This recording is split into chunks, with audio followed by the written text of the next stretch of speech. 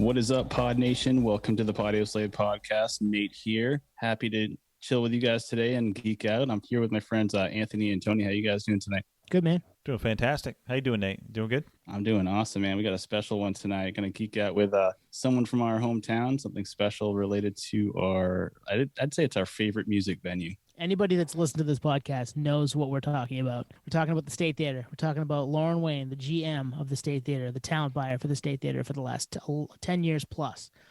We had her on tonight, and it was a blast, right? It was a great conversation. Absolutely. I mean, if you're from Maine, you know the State Theater in Portland, Maine, just under 2,000 cap, perfect size room. If you've been to a show in Portland, Maine, you know Portland loves music. And we all started going there in our early teens, and we cannot wait to get back there. We're really jonesing to get into it, and I think that comes across in our interview with Lauren.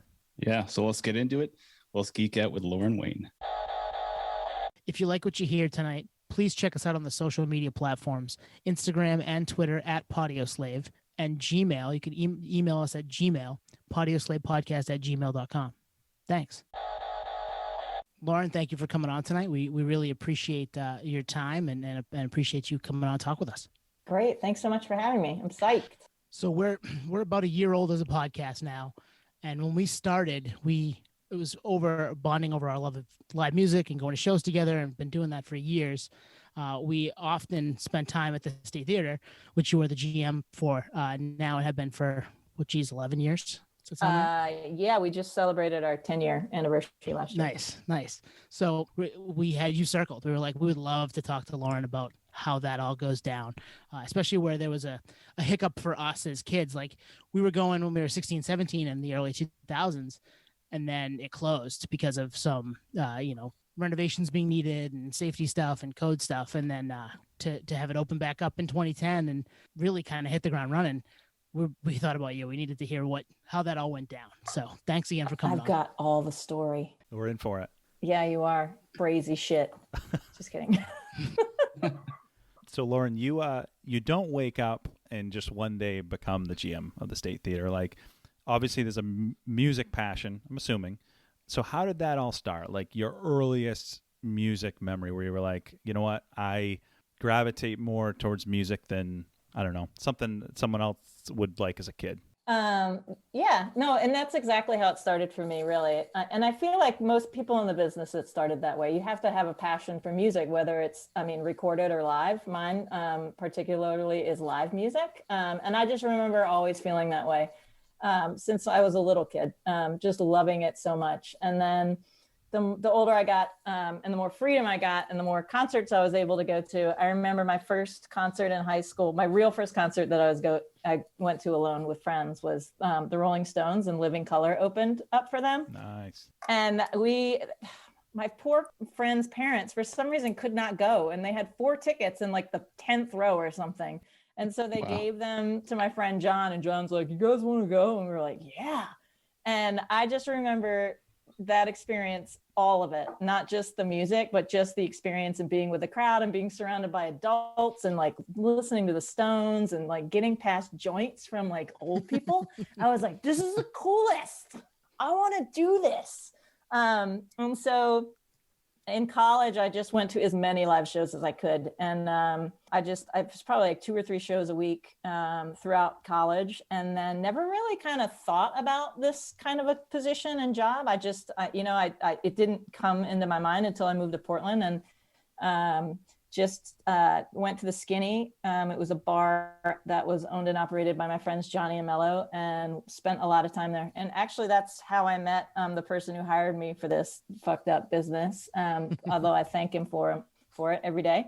It was Jim Ahern, and he at the time worked for Don Law down in Boston. That's how I got my start, and then just did all kinds of stuff for Don Law, Tea Party, and it eventually morphed into Live Nation. But really stuck with the marketing side of the business more than the buying. And then dabbled in a little bit of talent buying, but not too much, because it was Portland, Maine. And I don't know if you guys remember, but back in 2003, 2004, there wasn't a ton of places to play. Like the Big Easy was pretty much the only one before Space Gallery opened up. And and the Skinny was open, but only for 2 years. And then of course the State. So we were doing, when I worked with Live Nation, we were the exclusive promoters at the State at the time. So we did all the shows before the city shut that place down. It was such a sad moment. Yeah, that was heartbreaking. We were all like, and we're, early 20s at the time. Like this was when stuff would have been coming through, and we were already living there when we were 17. So we definitely would have been there 20, 21, 22. But yeah, that was a bummer. But you brought it back. So that's we'll get to that in a second. So yeah, you were doing the Live Nation thing. Can you take us through when you're doing the marketing thing? What does a day like that look like for you? I particularly don't. Well, I shouldn't say that. In the position that I was with the director of marketing for Live Nation in Boston, when their director actually went on maternity leave, I took over.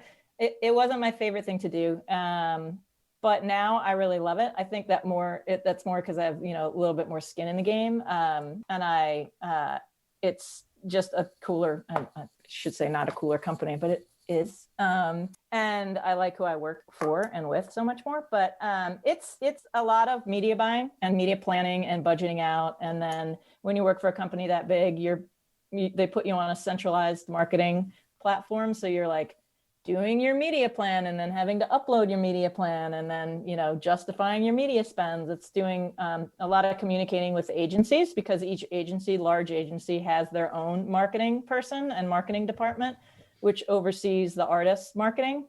So it's a lot of back and forth with agency marketing teams and just they want to make sure that, you've got a grasp on things and you're spending the money smartly and wisely. You're not overspending because a lot of the deals depend on how much money that you're spending a promoter spends.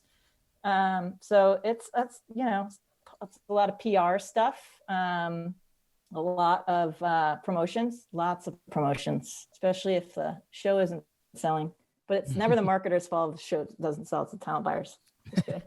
What about the band? Is it the band's fault? Never the band's fault. No. It sounds like it was kind of a cool organic progression though, because it wasn't like your main focus primarily when you got to Maine and you kind of worked at the Big Easy. No, right. No. So when I feel like we have the luxury of being in a small town, but it's also very difficult, or it's a bigger town now, but back in the day, and still it holds true now. The companies are rather smaller. The market's obviously way more smaller. It was tertiary. Now I consider it more of a secondary market, but compared to the Boston, New York, Atlanta, and the major markets, anybody in the company, no matter who you work for, if you're in a smaller market, you're wearing many hats. So for me, it was learning how to market a show, learning how to sell the show and sell the tickets. And then my passion really was, okay, I want to, talent buy, which is just book a show. So that's what I really love doing. But I was doing like the bands that I love the most, which was, we did like Animal Collective and Rachel Yamagata and Badly Drawn Boy. The Decemberists all played at the Big Easy, but no one really showed up. So that was fun. And then basically Don Law and his team were like, you're not talent buying it. You're not buying anymore. I was like, okay. And I stopped. What year was that? That was about 2002 through 2004, I want to say. Wow. You were like 5 years ahead of the game. Literally like 33 people showed up for Animal Collective. I still have that settlement. Wow. It was hilarious, but not really. It was sad. That room was fun too. Tiny room, funky to get in and out of. Yeah. I can imagine like seeing something, being able to tell that story is pretty cool though. You'd be able to see you had the Decemberists there before they blew up, because they blew up. Yeah, they blew up. They really did. No, it's always fun. I mean, I feel like if you're in the right place and you know what you're doing, you're always, you always have your finger on the pulse, right? Or at least you're supposed to. So we've even had bands through the State Theater or Port City Music Hall that just like, 2 months later, we're never going to get back again because they're just too big. So at that point doing that, or like you're booking the bands you like, at some point where you're like, all right, if I'm going to do this, I got to kind of get out of that. Yeah, totally. Yeah. I mean, it's a little bit of growing up and figuring out the business, because I'd never been in it on the backside like this before. So you have to figure it out fast, because it is a business. And if you're not making money, you're out of business, or they tell you that to stop.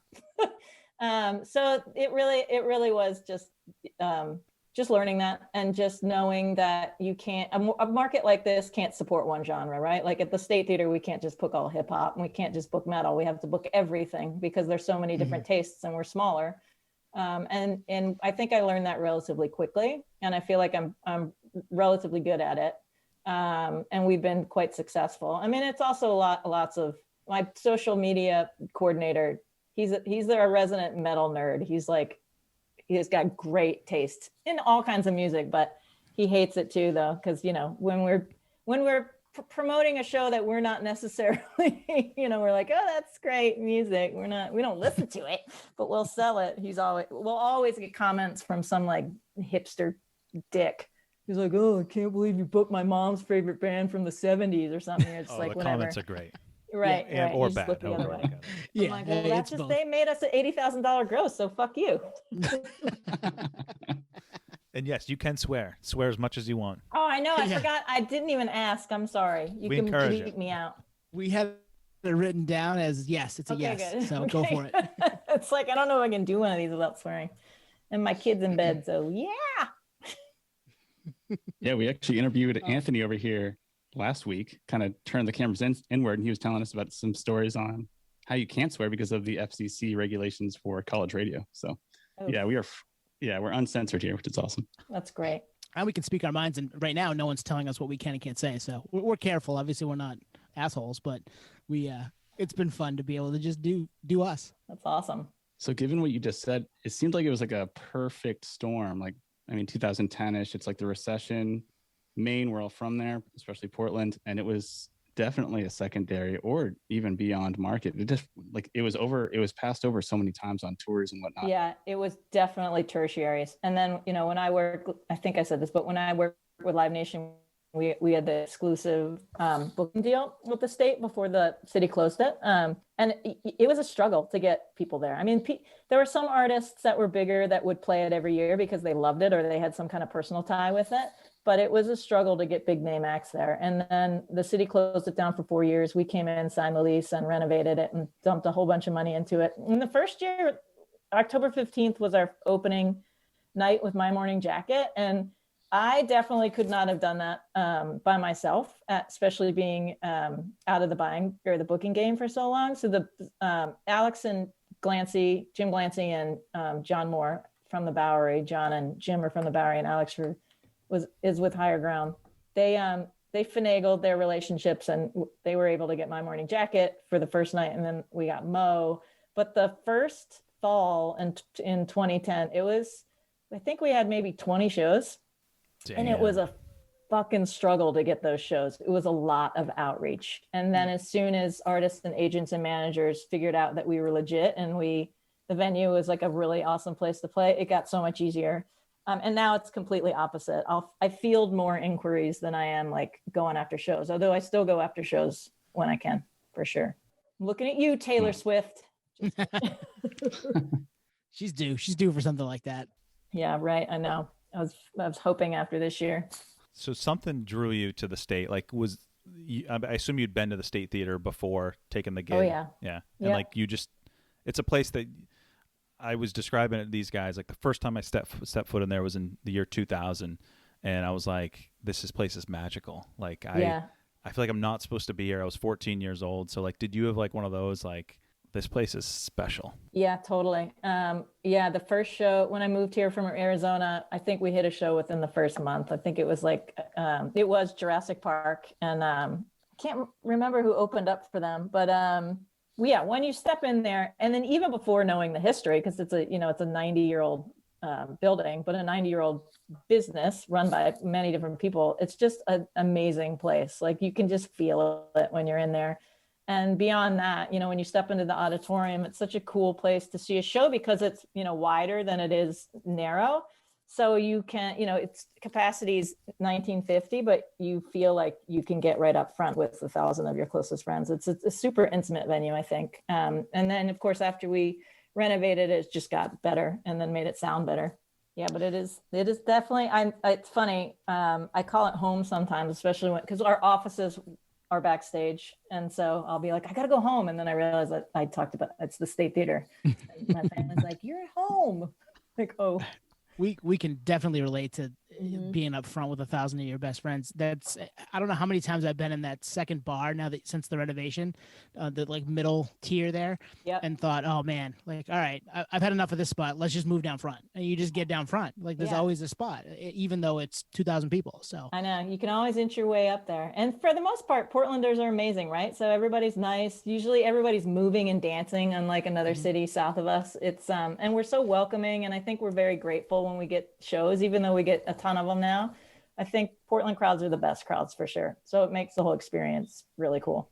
Yeah, we were chatting of just comparable venues, and we were just mentioning the Worcester Palladium and how, you know, style-wise it's similar, but I mean, we were just saying that place has no soul. It's just like, it's a whole different vibe in there. You know, similar layout, but it just, maybe it's because we started going to the State Theater, but it's just a different ball game. And it's one of those, if you know, you know. It's just a special place.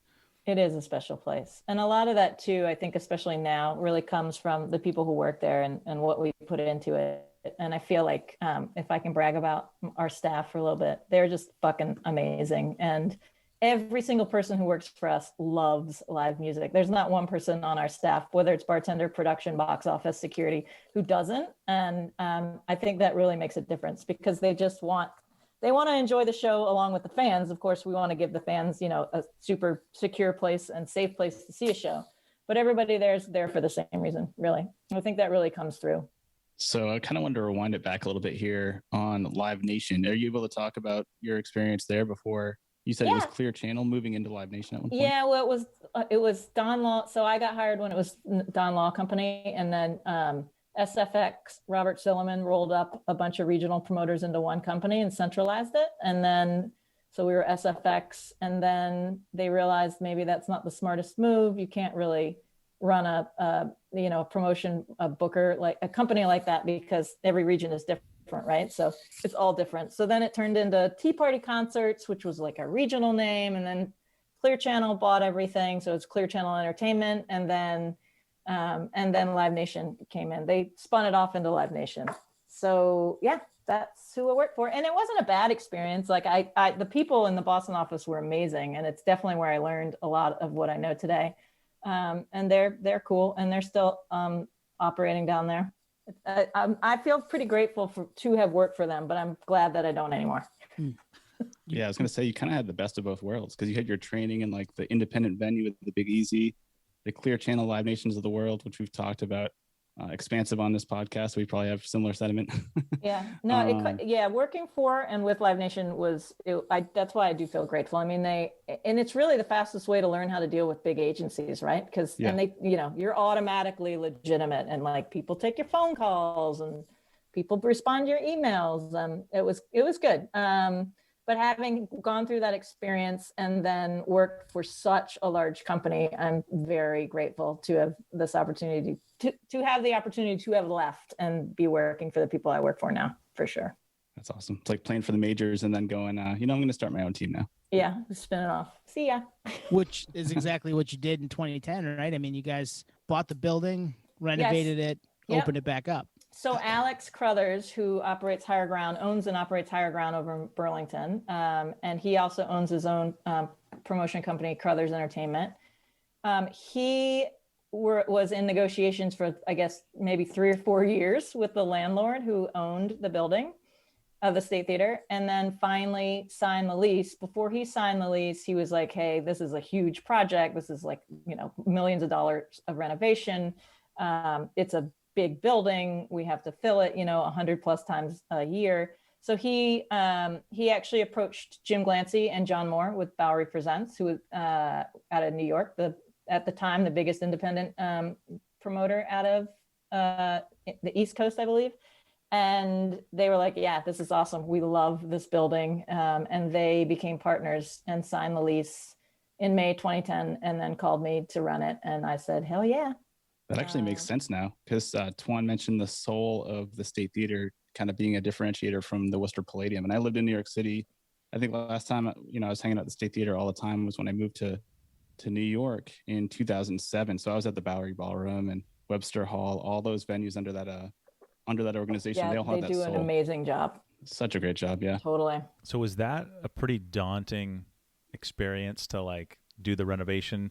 Because I'm trying to think back, like before it went away, like in 2005, whatever it was. I remember like dust falling from the ceiling from like the plaster cracked off and like fell during a concert. Yeah, I think I was at. I probably still have the dust in my hair, but so it must have been pretty daunting. Like it was daunting. I cried every night for like months. Oh no! Because not only it was just overwhelming. Because not only was I in charge of this renovation that I didn't know much about old buildings, and I definitely didn't know how to renovate a 90-year-old building. But then, Alex and Jim and John, they were just like, okay, here's the company, have fun. They weren't like that exactly, but they were there for whatever I needed. But I had to hire a full staff. I had to like run 100 people, and I'd never managed that many people. I managed a really small team in Boston, but that was like maybe 3 people. So it was super stressful. And then, when you're a booker, you have an opening date. That's your opening date. Like you can't be late. You have to honor that date for so many reasons, not only because you have to pay the band, but like you just announced to the world that you're going to be opening that date. So there was no being late. And that was also added to the stress. But it was worth it. After 2 months, I stopped crying, and then we opened on time.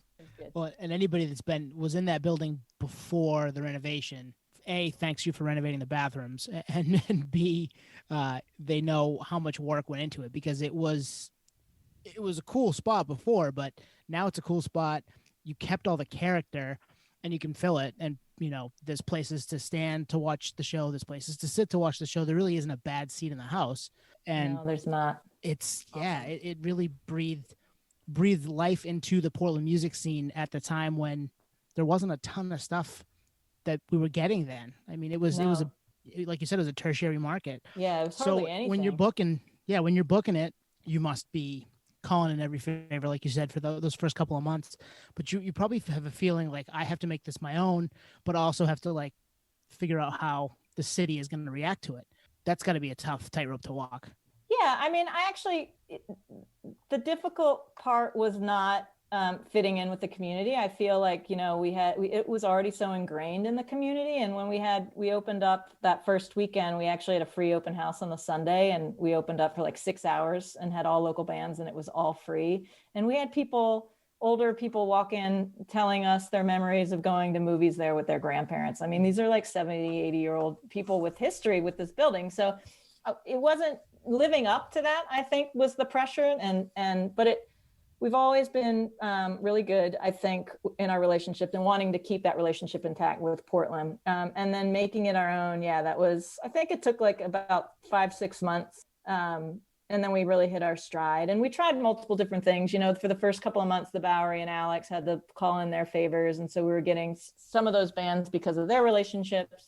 We tried to do block bookings at one point, when you're booking New York, Boston, Portland, and Burlington. And then that just fell apart, because I don't know if you guys have spent much time in Boston or Burlington. They're completely different markets. Like Burlington's such a big college town with a huge jam band scene. And granted, we have a healthy one here. It's not as strong as it is in Burlington. So, after 6 months, I think I think we hit our stride for sure. And now really, like I said, it really is you just pack it with all kinds of genres, and anything that I think is going to sell more than 1,000 tickets and be a good show and a safe show, we'll do it. Yeah, I think like context is so key. Like in 2010, Portland was not what it is now. I mean, back then it wasn't the brewery per capita foodie nation type of thing. So like, what do you have to lean on for like a selling point? Like it's a seaside town. It's just north of Boston. Yeah. Pretty. I mean, yeah. Well, what's that, Tom? It's pretty in the summer. It's pretty in the summer. And we'll pay you right. a lot of money. Money talks, right? That works. Money talks. Yeah. I think it's not afraid to spend money on the right bands that are going to sell the tickets. And really that's how you're getting the bands up here. And then how you treat the bands while they're here and their experience with the fans really makes a difference. And I can't remember a show where a band hasn't walked backstage and been like, holy shit, that crowd is so amazing. I mean, Portland fans, man, they're vocal and they're not afraid to like cheer and like get up and dance. it's so different, I feel like, than a Boston experience for some reason. So yeah, money talks, crowds talk, the way you treat a band, and then all of the beer and the restaurant scene came in, and I feel like we've grown up together, especially in the past 5-6 years. We really have, and we really do rely on each other now, which has made the past year, I think, so sad, but also so encouraging, because you really do realize how reliant you are on your neighborhood and your community and your fellow businesses, for sure. I love that you highlighted the importance of the crowd, which is the consumer base at the end of the day, but it is so vital. And I think we're all so happy to be from there, because the difference, like you said, from the Boston crowd and the Maine crowd is, I think Boston's a little more rough around the edges. Maine's like very chill, kind of laid back. That's why when I moved here to California, everyone's like, "You're from here, right?" I'm like, "No, I'm from Maine." And they're like, "Oh, okay." So there's a similar kind of sister city thing going on there. But I appreciate that, kind of highlight the crowd, that they make the show so much bigger. And I feel like that must have just gained that momentum for you on booking these shows, because the crowd response was so strong, both on selling out venues, but just that response during the show itself. Yeah, no, I mean, we wouldn't be here without the fans and the customers, and that's why it's super integral for our company and our business to treat fans so well and give them a great experience. I feel like we do that at the state. It was very important for me to create that kind of experience out on Thompson's Point, which I feel like we nailed pretty well. And without the fans, nobody would be on stage. And that's really what we're trying to do, is get the fans on the stage to react with their favorite fans. So you're a couple years in to the reopen. You acquire Port City. Was that 2009 it opened, but you guys acquired it in 2013? Yep. Is that to help you supplement? You've got bands that maybe aren't quite at that 1900 cap level, but you want to see them come through, and at some point they might be there. Right. You kind of building that stable. Yeah. I think, if the previous owner had run it successfully and it was a smooth operation, we would not have been interested. We rented it, and we put shows in there multiple times a year, which was great. But it just wasn't, I mean, I don't know if you guys know the history of the previous owner. It just wasn't run great. A little bit. And he tried to get us to buy the business, and we just weren't interested. We didn't feel like there was a big enough name. And then he got into all kinds of trouble, and then agreed to sell it. It was an acquisition sale, really. And we just came in and took over the assets and the lease. And it was for that. It was because we felt it was so important to have a development room, right? So funnel those baby bands, and personally, like all the bands that I love, into the state, and to help them grow their business. So a band never wants to stay stagnant, just like any business. They want to keep growing and developing. And so that's really the ecosystem of Portland venues. You go to the smaller venues, you're like psyched when you get to the point where you're playing Port City and selling 500 tickets. And then your next step up, after maybe 2 sellouts at Port City, you go to the state and you sell that out. You play that multiple times. And then now you can either go to the arena or you can go to Thompson's Point. So we really have it all. And Port City has what I call, or did have, the adult section, as I call it, the nook on the side there. Yeah. Yeah. Yeah. Yeah. It was called VIP, and I was like, don't call it VIP. Preferred seating. Preferred seating. That was another spot that was easy. You could see the show from anywhere. The acoustics were great. Everything sounded great. Gosh, RIP. But that room, that's one thing that the previous owner did right. He spared no expense when he opened that room. He spent a ton of money on it, soundproofed it. It was a fucking amazing sounding room. It looked really cool. Yeah, it was sad to see that go. We had to close that last year. Even down to the wallpaper on the side, on the right. And stenciled. Was it really? Yeah. Wow. Damn. Yeah. Gorgeous. Yeah, it was amazing. Preferred Except for the seating. The bathroom situation, again, like the state theater, the bathroom's in the basement. It's just like, no. Yeah, so you just hold it so you wouldn't miss a song. Yeah. Or 3 songs. Right. I was going to say the preferred seating. I think the preferred seating is a Live Nation Ticketmaster no, verbiage. that's VIP. That's VIP. We have preferred seating. It's important, I think, for anyone listening. Like, we didn't have those venues on our come up. It was really just the State Theater, the Civic Center, Asylum. and I guess the Asylum, but it wasn't all ages. Yeah. It kept going back and forth from all ages. So it was like hard to get in there as a kid. But Right. yeah, with the addition of Port City and now how many venues are you operating now? Well, we were operating 3 exclusively. We closed Port City last year. We still have the state, obviously. We're exclusive out at Thompson's Point.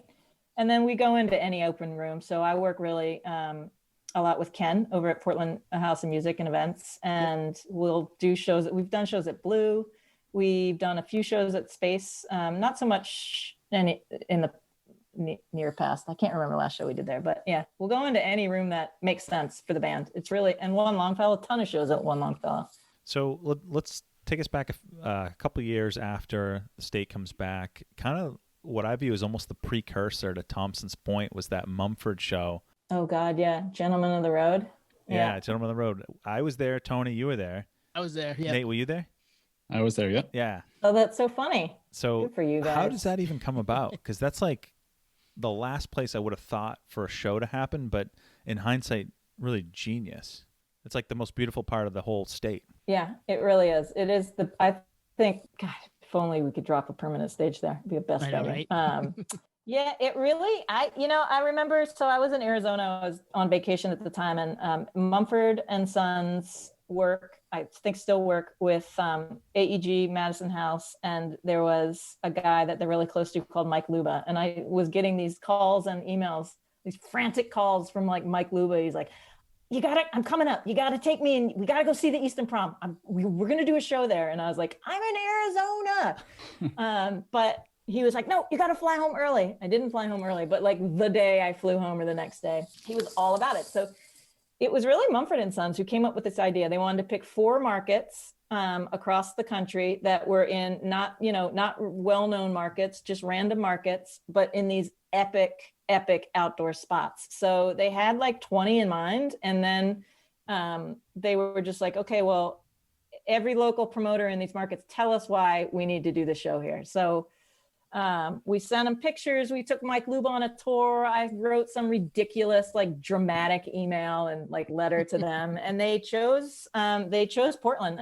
as one of the stops. They called it the stopovers. And then we had, this literally was in, I think, January or February.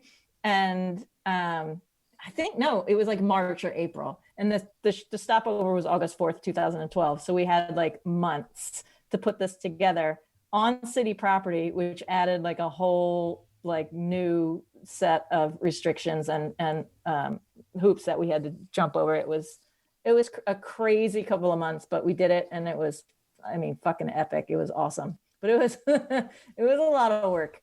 I would do it again, but maybe once a year. Right. Yeah. Unless it were a permanent venue. Yeah, How I many don't think people most did you people. sell for that? Well, we tried to sell 20, but they only gave us a capacity of 16. Wow. Was that I sold remember out there at being a lot, yeah. 16? Yeah, we could have fit 30. Yeah. That would have been, it was already nuts. That was quite a day. It was warm, but it was not too warm. And obviously as the sun went down, it was kind of perfect. Yeah. Yeah. We like there was fireworks at the end. It was the whole thing was to get the city to approve us to do that. We actually had to like build new drainage. You know where the stage was? There was, I don't know if you guys remember, but right in front of the stage before that we rebuilt the area, it was like a little swamp. So we had to completely regrade, like dig like a permanent trench and drainage for the city. And for us too, so people could stand there and have it be secure. It was insane. And the city's like, well, you better have a rain date or be able to move the show if it rains, because we're not letting anybody on the hill if it rains. So when I woke up that morning, the first thing I didn't even get out of bed. I just like looked out my curtains and I saw blue sky and oh my God, the sense of relief. Yeah, because you get the natural like amphitheater, almost, like Red Rocks is like, there's not a bad view at Red Rocks. Like same thing there. Like you could be in the way back and see everything. Yeah, and have the ocean be the backdrop and all the islands. Wow. So the civil engineering all behind the bands, that and then they all came out and did. And then it's just a whole nother animal. Yeah. Yeah, it was really cool. And then after did you guys go to any of the after shows? I didn't know. So they were basically, No. I mean, it really was, Mumford, it was a great idea. They were like, all right, Lauren, we want you to get every venue you can and secure an after party. And then we'll send the guys separately and the openers to each of these after parties. So the Dropkicks played a ticketed show at the State Theater after the Mumford and Son show. Marcus went to Port City and had like a little private show there. Reggie Watts went to the Big Easy, and then some of the other band DJ'd at Space Gallery. Nice. It was freaking awesome.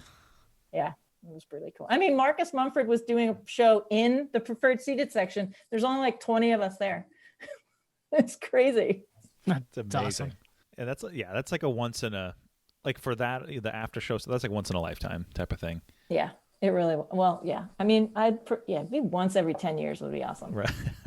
But it really, yeah, it's a special, like you have to be a really special band to do that, right? Like you couldn't have just anyone. It's just the crowd that they curate, and it was so peaceful. There were no issues. Well, next year is 10 years, so. Hey, I'd do just it. saying. Let's get the band. We'd be down for sure. That was the tour kickoff too, that date, I think, right? I think that, I don't remember. I think it was. I think it was, because it was August 4th, and then they did all August dates. Yeah. Even more pressure. Whew. Yeah, so that must have kind of led you to think we got to have an outdoor venue that we can do more of this, not necessarily to that scale, but Thompson's Point. Yeah. In what, 15? Does that sound right? 2015, 2016? Oh, at Thompson's Point? Yeah. 2015 was our first season, although 2 of the shows got canceled. Yeah, so we'd always been looking, and we did shows down at Ocean Gateway, a couple shows there. It just wasn't right. The vibe really, and standing on concrete sucks. And we were just trying to find something close to Portland where people didn't have to drive that far. And we just couldn't find anything. And then in 2014, I want to say, or 2013, the partners out on Thompson's Point approached me with their idea, and we walked through the site, and it was a shithole. I mean, it was the old railroad yard, right? And then the depot building was still there with the sides on it, and like a bunch of addicts sadly were in there and camped out, and it was not pretty. And the site itself was like garbage and mud, but I was like, let's do it. Hell yeah. I mean, I shared their vision for sure, but they had the initial vision, which was great. And we went through about a year or two of like going back and forth with proposals and ideas, and finally came to an agreement. And then 2015 was our first season, quote unquote, with Ingrid Michaelson kicking it off, and there was a hurricane. And we set up everything that morning, and we were like, we can't do the show. And we moved it all to the State Theater and like pulled it off in a day. It was, yeah. Oh my God, my fucking staff. I love them so much. I mean, I literally can't believe they pulled it off, but it happened, and it was awesome. That was day of. The pivot was day of. Day of. Yeah, that morning. I still remember at like 11 in the morning, we were in the production office with the production manager, the tour manager, the agent was on speakerphone, and my production manager and myself were all in the room. We're just like, ugh. And it was torrential wind and rain, and yeah, it was good. And then Passion Pit was the next show, and he canceled. I remember that. Yeah. But you know what? If we could get through that, we could get through anything, I think. And we did. Well, now you've got 3 venues of differing size. So you can pretty much offer, hey, oh yeah, you fit well here at Port City. You fit well here at the State Theater. You fit well outside in the summer at Thompson's Point. You've got an option for everybody. That's, I mean, ideal at that point, right? It's ideal. And it was great. It was great too. It still is great. But when you have rooms of that size, you've been in the business for as long as, our combined years, which was like 70 years or something. Agents and managers really start trusting you. And that's really what it's all about on this side of the business. It's they trust you to put their artists and their family in the right room. So, we get a lot of people who are just super hungry to play the State Theater, but if they've never played the State Theater or haven't sold out Port City Music Hall, you kind of have to like gently redirect them back to Port City and be like, you know what? Think about like a half empty State Theater. I'm not saying it would be, but and it might not feel like that good, but think about a packed, sold out show at Port City. And then the next time you come, you'll play the State Theater and sell that out. And it's good. It's good to be trusted in that way. It's a long history there between myself and a lot of agents that are still around. and managers and their bands. But yeah, when we did have 3 rooms, it was awesome. So I know our listeners can't see behind you, Lauren, but you have a Maggie Rogers poster. And I know she's been one that's graduated through the ranks, right? She's had a couple shows at Port City, then the State. She had one show, I think, at Port City, and then a few at the State, and 2 at Thompson's Point. Same with Lake Street. Lake Street we had at Port City. They sold out so far in advance that we were like, just skip Port City. And we moved it to the State, and that sold out. And everybody, we were like, what? Who is this band? And they were like, what? We didn't know we were that big in Portland. And they're just another, like, Portland's favorite. Any show they do here will sell out. It's crazy. Got to trust the process up through the ranks. That's right. Yeah, it works. It totally works. Were there any other bands over the course of this time frame that you were like, or the band didn't realize they had the following that they did in Portland? You pushed them, greased them right through to the State Theater or Thompson's Point? There's usually a couple. I think one of the most recent ones was Sylvanesso. I think they were looking at Port City. I was like, you got to play the State, and they sold out. Some shows sell out Port City, and we do, like Lake Street, we'll just move it to the State Theater so they skip it. But that's like the ideal situation, right? So you're always you're playing a little bit conservative, hoping that it'll just take off, and you're wrong, really. 90% of the time, if you're a good promoter, you're never wrong. 10% of the time you're like, oh, good, I was too conservative. And then 1%, it's like you sold 3 tickets and you're like, I suck. We all have those days though, right? It's so interesting with Portland scene. Do you see yourself, like, when you're traveling, you talked about like being on vacation, do you see yourself in these other markets like, oh, they have the small, medium, large thing going on too, and are they executing at the same level that we're doing and so forth? I think most of the promoters that I communicate with do it the right way, and they're the ones who've been around for as long as we have or longer, because they just know how to do it for sure.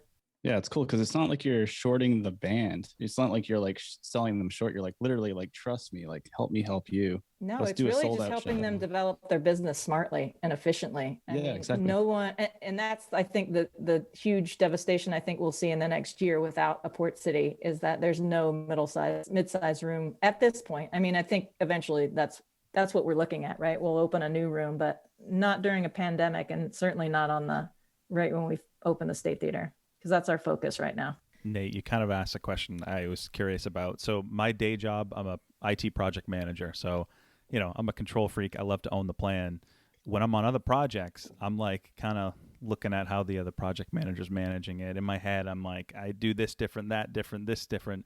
So when you go to other venues and shows, are you looking at like, geez, this is not efficient? Is there any of that? Exactly. Yeah, some, but it's actually the opposite way. Whenever I go to another venue, I'm like so fucking happy I'm not in one of my venues, because at my venue, and my staff will attest to this, they're all like, oh God, here she comes. What is she going to point out? I when I can go to a show that's not a State Theater owned or operated venue, I'm just like trying to have the most fun as possible and just enjoy myself. Because it's not that I don't enjoy myself at the State Theater, but it's, you're, even when I'm not working, I'm working.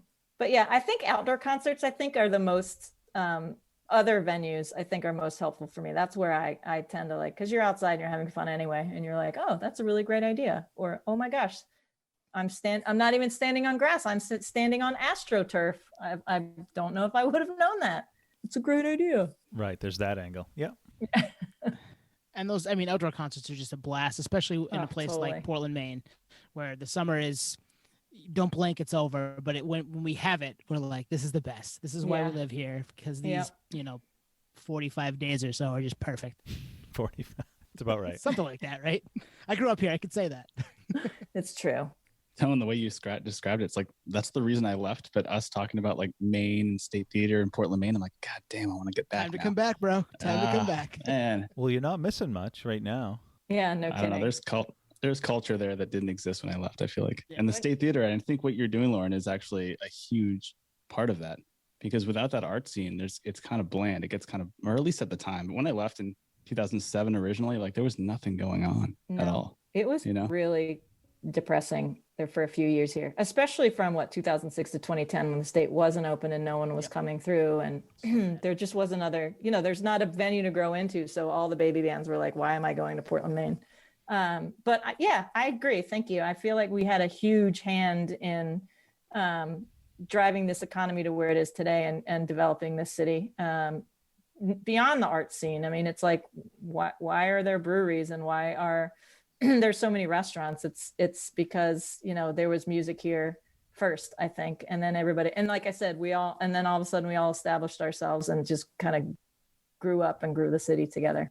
But I mean, just for example, when the State Theater opened, there was nothing on our block. It was so sad that the owner of the building, it's a different owner now, but the owner of the building wanted to put metal gates in front of our box office because they're like, wow. trust us, you guys, you're going to get ransacked. You're going to get the window, your nice windows will be broken. And we're like, that's only going to encourage that kind of behavior. Like, let's not do that.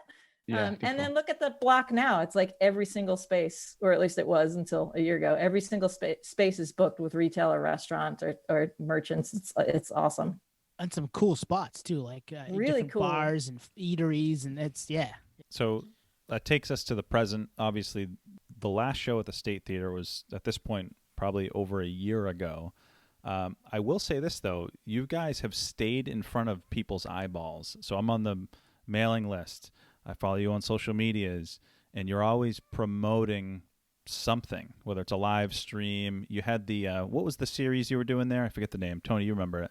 You have a great memory. With all the local bands. Yeah, we did our live streaming series. We're hoping to pick that up again in March. Yeah. Thanks. I'm going to tell my social guy because he's very discouraged right now. Oh, no.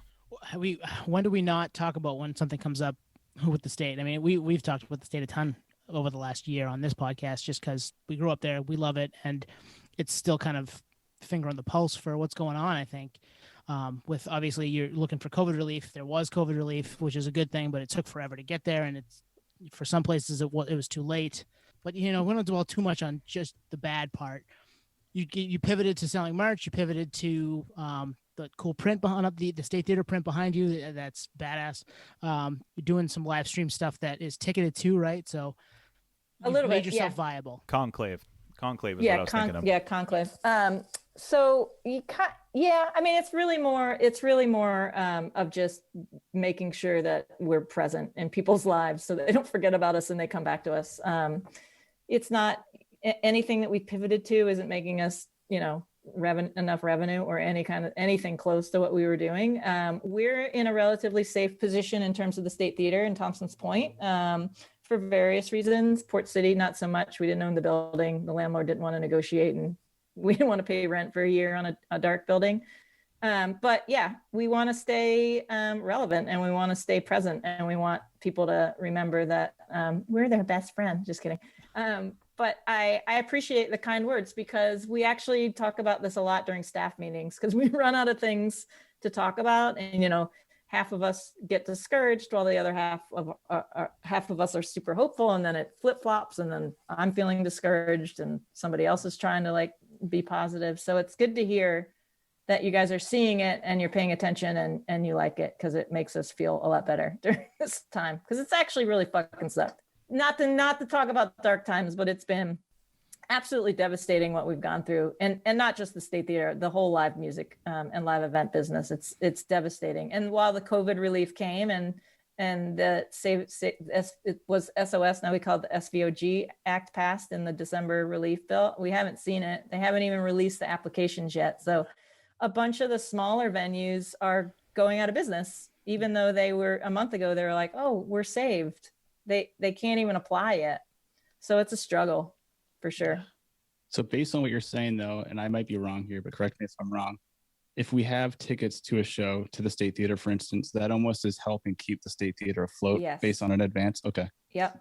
Any ticket to any venue, if you have it and you have the financial means to hold on to it and not get a refund, please do it. Because that's really all how anyone's staying in business is money in the bank. And our money in the bank is advanced ticket sales. Okay. Interesting. We've talked about it on here. I think we all have tickets to shows. I have tickets to half of a tour out west for Pearl Jam. I'm not trading them in, because I know that when that comes back, it's going to be the best thing ever. It's already going to be the best thing ever, but now with the anticipation. Yeah. And if it means holding places like the State Theater afloat, then I mean, obviously it just goes full circle. So that's good. It's good to know to get that confirmed.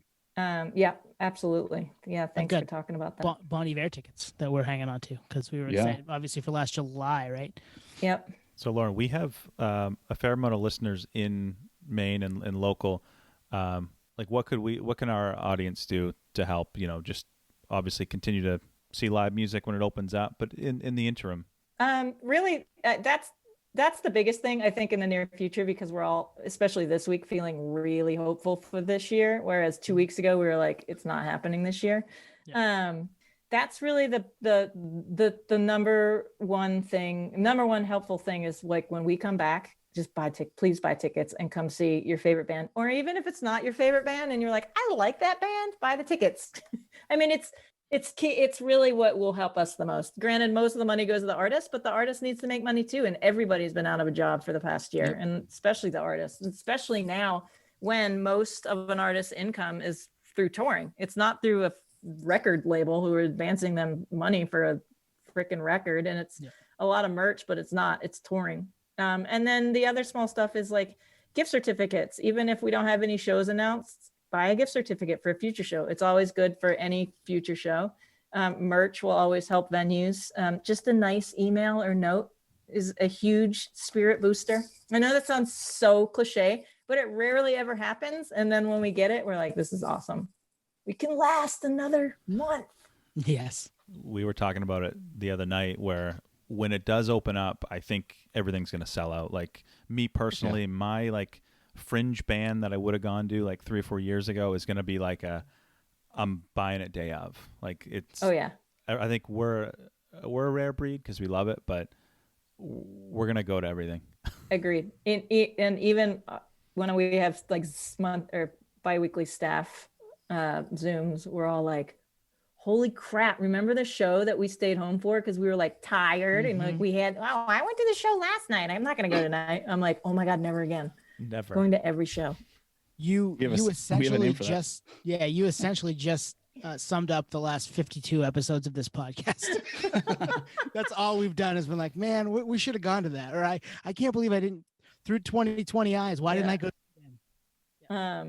Yeah, but I agree. I think I feel pretty, again, asked me 2 weeks ago and I would have been like, no, we're never going to open. But now with the vaccines going the way they're going and the cases going down, knock on wood, if the trajectory continues like this, I feel like it's going to be a really bonkers fall for sure. Oh my God, I hope so.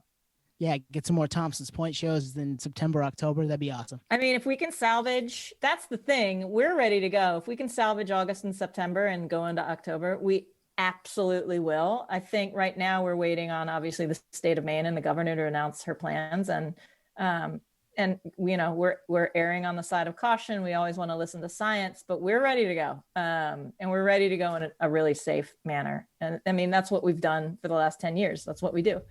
And then it really relies on the touring. Are there artists going to be touring?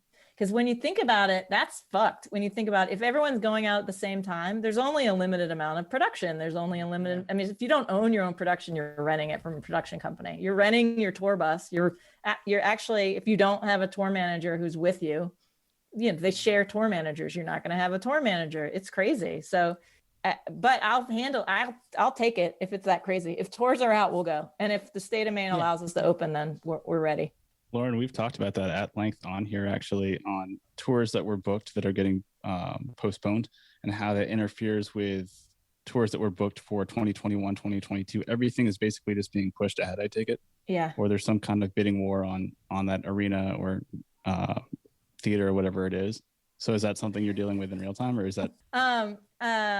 Yeah, I haven't heard much about that. I think for the most part, venue avails are very difficult to get in fall right now. Like we're stacked up 7 and 8 holds a day some days. Wow. Those naturally clear out for us, especially like a market like Portland. But I can't imagine a primary market right now. I bet it's just a total fight over venue avails and like who's getting what. Most venues have their own production, so an artist can make it work. They might have to downsize a little bit, but it can happen. But for the artists that are going into arenas and the outdoor shows who don't have their own stuff, man, I don't know. it's a good and terrible time to be a production company because you don't have any business right now, but get ready. It's like I tell my staff, I'm like, if you're going on vacation, whether it's a staycation or not, like you go now because you will not be taking any time off when we reopen. Part two to that question, I don't even know if you can answer this. Have you gotten any proactive protocols for when reopening occurs that you have to follow some kind of social distancing, even with a vaccine in place? Yeah, we're prepared for that, and we can operate under that. And we're, there are some people just don't even want to open under restricted capacity or social distancing. So for some venues, it just doesn't make financial sense. Like when you're selling less tickets, but you're expecting to pay the same amount of money, obviously that doesn't make any sense. We're ready to do that. We're hoping that we don't have to do that. Again, this all really, really relies on how fast the vaccinations go and the age groups, and then herd immunity and science. Ideal situation, we don't have to adhere to any restrictions or capacity restrictions or social distancing or physical distancing, but we certainly will if we have to. I mean, backstage protocol will automatically change. I mean, we're probably going to get rid of catering at the State Theater, and there'll be buyouts, which is fine anyway. It just encourages bands to experience our local restaurant scene. Hand sanitizer will never go away. We've got 80 gallons of it spread throughout the venue, which will never go away backstage. Bands might stay on their buses a lot more and not come into a venue. It really depends. It's all a guessing game at this point, and making assumptions and trying to make educated guesses. Yeah, I think meet and greets are maybe a thing of the past. Good. Nate's really sad. Nate will find him outside. He always does. I don't think they'll ever go away. They'll just change. There'll be no touching. Right. Yep, exactly. All right, we got a couple quick hitter lightning round questions to finish up here. Nate, you got to do the first one though. That one was yours. Oh, okay. Yeah, I mean, I think we were talking about this earlier when you were booking the Big Easy. But in terms of the State Theater or even these, Thompson's Point, what is some band that you booked that huge fan of maybe prior as a kid or whatever, and you booked them and they finally walked into the venue? You're like, holy shit, this is actually happening. I'd get that. I actually have a lot of those experiences. I assume, awesome. Very, very first, and this wasn't even under the current iteration of the State Theater, but when I booked Modest Mouse, I think it was in 2008, I want to say, or not 2008, 2004. I was at that show. Yeah. Yeah, that was my very first show that I ever booked at the State Theater by myself, and it was my one of my all-time favorite bands. I couldn't believe that was happening. I'll always remember that. And then when I booked Churches and the Kills back to back, the Kills are one of my all-time favorites too. We have a really funny story. McCrae Hathaway, I don't know if you guys know him, but he works with me at the State Theater, and we're working the show that night. And after the Kills show, and McCrae and I thought we were the only ones backstage. We were cranking music, we were pounding beers. We were so happy that we saw the show. And we go to lock up. We walk by the green room dressing room, and Allison Mosshart's just sitting there, with her cell phone in front of the mirrors with the lights on, the only one backstage. She'd been there the whole time, and we're like, holy shit. So I knock on the door, and she turns, and I go to shake her hand and be like, oh my God, thank you so much. And she turned, and I'm just like, I'm going to go for it. And McCrae was horrified because I picked her up and gave her a bear hug and went like this and put her back down. And I realized what I'd done, and her face, she was just like, what the fuck?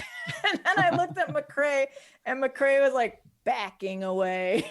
Hey, that's what music will do to you, or a couple beers. I tell you what, I'm rarely ever like that, but after a few beers, when you think you're alone, you're and then Allison Mosshart's sitting there, you're like, okay, I'm going for the bear hug.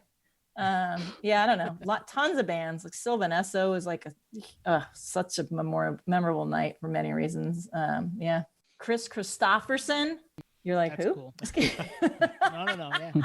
So flip side of that, we were kind of talking about this a little earlier, show regret, through 2021 lens, every show you missed is what was I thinking?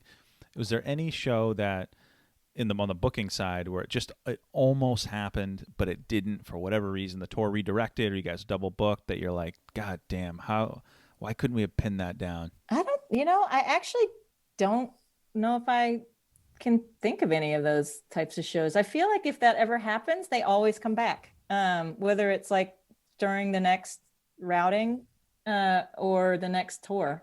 I actually can't remember the last time I was like super disappointed that we missed a show. I kind of feel like when that happens that we have so many other good shows, it just kind of erases that feeling. It's a great setup to have then. Yeah, it's good. No complaints. No complaints. I mean, on the flip side of that too, while The Kills was like one of my absolutely favorite shows, it was also a complete bomb. And I was like, oh, maybe should have put them at Port City. All right. Last one we've got here. With technology nowadays, obviously there's metrics everywhere. You can read them however you want to, the statistics for all kinds of different things. Are there any certain ones that you lean on to like maybe figure out if a band's going to be a good fit for you? No. No, I don't. Like there'll be very rare times when either I'm not familiar with a band or a band's on the cusp of moving from a smaller room to the State Theater. And I'm like, I don't know if I should pull the trigger, that I'll like occasionally check their tour history. And you can do that on Polestar. But that's really rare. It really is just it's a lot of your instinct, a lot of your gut, a lot of, if they're good, I mean, I hate to say it, but like, if I'm not familiar with someone and an agent inquires, I go right to Spotify. I mean, it's rare when that happens, but that's the first thing I'll do. Yeah. And then we have so much tour history doing 100+ shows for 10 years. I usually have numbers just already in my computer if I need to look back. But I mean, you're like, I've been doing it for so long. I'll know within the first email. I'll be like, no, yes, maybe. That makes sense. I mean, especially where you've been doing it as long as you have. We kind of liken this to talking to Rob back on episode 17 forever ago, and he's close friends with all of us. Him having gone through changes at the radio station and then being like, you need to play this song, and him being like, Portland ain't gonna like that. Like, I know what they want. I've been doing it for a while. I know how to handle that. So it's the same idea, right? Yeah, it is. I mean, like, when T5 opened and Brooklyn Steel down in New York, I remember seeing shows there. I'm like, holy crap, this artist is doing like 3 nights at Brooklyn Steel. I better get them at the State Theater. And all of a sudden it's like, they can't sell 300 tickets at Port City Music Hall. It's just, every market is so different. Every fan base is so different. The crowds are so different. People's tastes are so different. You do really, really rely on a lot of instinct and just a lot of personal history and history with bands. And even some I wish I had those kind of metrics. I'd never be wrong. And then you wouldn't have to, I'd just blame numbers and not myself, which my staff does all the time. That's crazy. And then sometimes you get shows that are maybe bigger than the capacity, but you take it anyway. So the Queens of the Stone Age Queens of the Stone Age, I was just about to say. I was going to say that's like an automatic sellout, right? Was that just like, we're going to do the State Theater or we're not going to come to Maine, or was it? No, I feel like, where did they play? They played the up north in Bangor, or they played the Cross. Did they play the Cross in Bangor? They played an arena up there, and it just didn't translate for some reason. And the next time they came back, I think they were like, why did we do that? Why didn't we just play the State Theater? And I think for some of those bands, they just don't, in certain markets, they just don't want to play. They know they can play arenas, but they just don't want to. And they'd rather have that kind of experience with fans, because when you move into arena, it's as an artist, I can imagine, is so completely different the way that you are on stage, and you can't interact with your fans. And at the State, they're literally right there. I mean, we have a barricade, but the barricade is, it's 6 feet away. At the arena, at any arena, the fans are way out there. And that show, I was at that show, and 2 things. That was the night the Pats were playing the Falcons after they had come back and beaten them in the Super Bowl the year before. So I was like, I'm missing that. I want to watch that, but I got Queens of the Stone Age tickets at the State Theater. Had to go. Oh, and I remember getting there, like trying to watch the first quarter and getting in line late and not getting the print. I wanted the print so bad. The print they did for the State Theater, which one of my favorite bands at one of my favorite venues. There's a print. I'm like, oh shit, I wish I could have got my hands on that. Oh no. Yeah. That was a blast. That show was awesome. And another one of those times where I stood wherever I wanted. I walked down to the front and hung out there, took some pictures, hung out back at the bar. You just can't beat it. Yeah. Oh God, I'll never forget that night. That was awesome. There's only so many of those bands that can do like different kinds of venues like that on the fly. It's like Neil Young, Queens of the Stone Age. Like, I'll do an arena, I'll do a theater. There's only so many bands that have that kind of like flexibility though. So that's kind of unique situation. Yeah. Foo Fighters. Yep. So Lauren, I've probably been to, and I could find the number because I keep every show I've ever been to in a spreadsheet because I'm a real nerd. Probably 100 state theater shows over the last 21 years, and I can only think of one that didn't have a barricade. It was a new metal show in like 2001, the band Cold. There was no barricade. Are those days ever coming back? The no barricade state shows? We actually at the State Theater, it's usually up. There are some bands that just don't want a barricade. So And it's if up to we the can, band. we always, sometimes it's up to the band. I mean, if it's a metal show or heavy, a heavy show like that, where we know that there's a lot of crowd interaction, we'll say, no, we have to have the barricade. We won't put it, as far as we normally do, but we have to have one. And we might not put security in the barricade, but just that added level of protection helps. But yeah, there's just some bands who absolutely don't want it. They don't need it, and we won't put it out. Well, I think that wraps us up. You made our night, the last hour. So we appreciate it. You guys are too nice. Thanks. I hope I didn't talk too much. Nope. Sorry.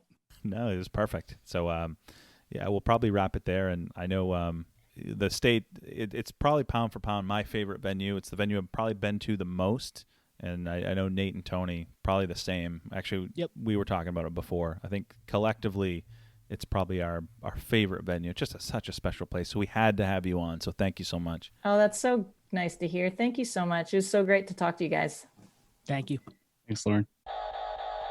Wow, that was a dream come true as a nerd for all three of us. We got to talk to Lauren Wayne, and man, she had some really cool stories and some surprises in there. And she's just someone that we admire. Like, she brought the culture to Portland, Maine that we had been kind of waiting for. And there was some cool things, before her, but I think she really, brought it into Maine and helped it. What do you guys think? Oh, absolutely. No, I think you definitely saw, kind of a change of the guard, when she took over the helm, and, some of the most iconic venues. We mentioned a few other venues, on the episode, but, you can't beat the total package of the State Theater. And certainly we loved Port City. We'll definitely miss that. And Thompson's Point is absolutely fantastic as well. But we grew up there. We grew up at the State Theater. I mean, what more could we ask for, Yeah, really cool. Really, I mean, as I said to her, we've said numerous times on this podcast, a place that we cherish, a place that we absolutely love, and wanted to have her on to tell the story of it, because it's our place, it's our home, it's where we cut our teeth as music fans, as nerds, and to hear how all of that came about over the last 10 years or so, with the reopen and Lauren kind of running the show since then, that was cool, man. Like, I'm happy we were able to do that. And she'd been on our wish list for quite some time, and we were able to make it happen, and she was awesome. Yeah, really answering the questions pretty in depth too. But like you said, like, State Theater is very holy grail for us. I mean, it was our comic book store, it was our arcade, it was our sports arena, it was the concert venue. The State Theater is quintessential for all the memories, but really just a breeding ground for us to understand how the music translates live. And it's never been the same ever since. So to hear it coming from her too, I mean, we talked about it at length. Like, she was at, even before she was the talent buyer there at a lot of the shows that we were at with together. So that's kind of cool. Yeah, we talked about it kind of off air a little bit, but it was a State Theater show was the first concert that I went to of a band that I wanted to go to. I saw 311 there in 2000, March 2000, with Jimmy's Chicken Shack, and 14-year-old kid, you see this brick building and you're like, all right, you have no idea what to expect. Like, I didn't think it would be that big, and you walk in and it's like, wow, this is pretty grand. And I don't know, it was this cool mystique of, almost thinking it was a place you shouldn't be, being that young, and there's people smoking pot and there's beer, and it's like, wow, this is interesting. And it was a great show, and I still think I have disposable camera photos from that show, because I remember bringing my camera, being a geek, being a nerd that young. I'll have to try to see if I can get those developed, but I have memories from dating back to then.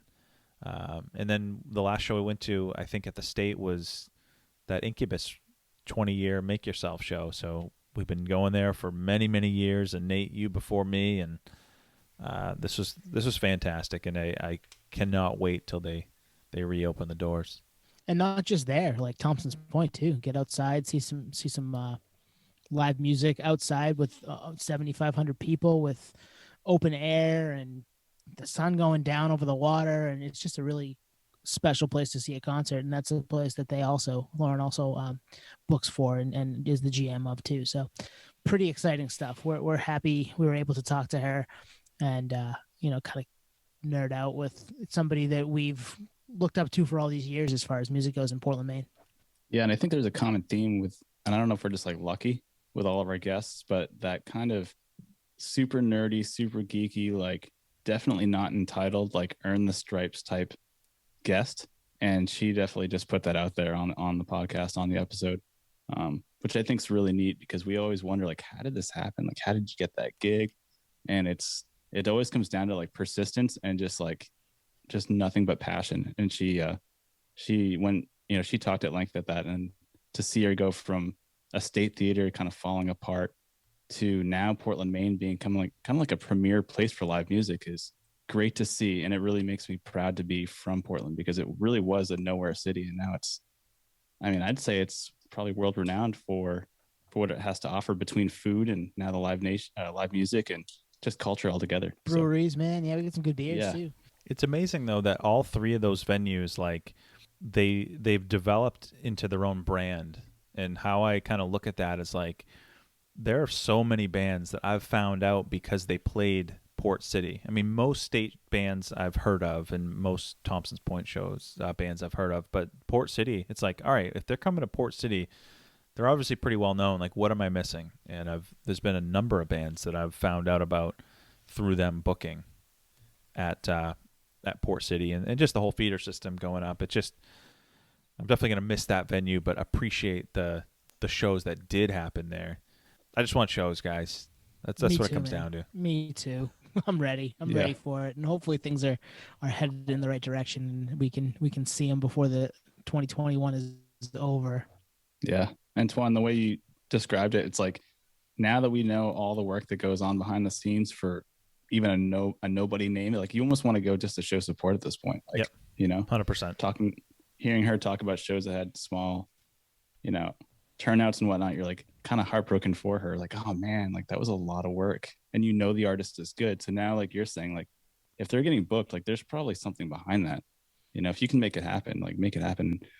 After COVID, after everything kind of opens up, like we'll be at those shows, like we talked about on air. Like we'll be there as much as we can possibly be.